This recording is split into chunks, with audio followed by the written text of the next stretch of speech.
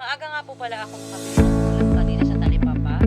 Bumili ako ng 4 na piraso bangus, yung naka-slice na.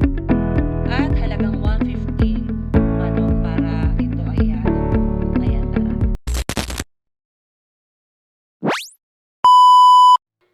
Bumili rin ako ng pipino sa halagang 15 pesos, bawang.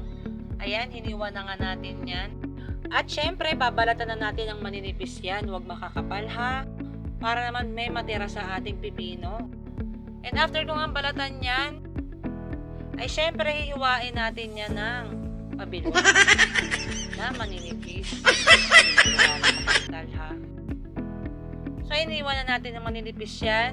Tapos, after nyan, maglalagay na din tayo ng bawang. Ayan, nalagay ko na nga sa ating isang lalagyan. Naglagay na ako dyan ng bawang, paminta, asin, betchin. At lalagyan din natin yan ng asukal para mag-balance yung tamis at yung asim.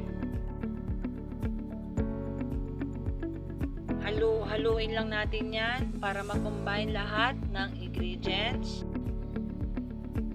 At titikman natin yan syempre kung ano ba ang lasa. Kasi ang mga ko, paborito rin to sa hukan. Hindi lang sa bangus, pwede rin sa tilapia, sa tinapa, tuyo, dilis, basta sa lahat ng klaseng pirito ay pwede to. So ayan, hanggang dito lang ang aking vlog. Thanks for watching!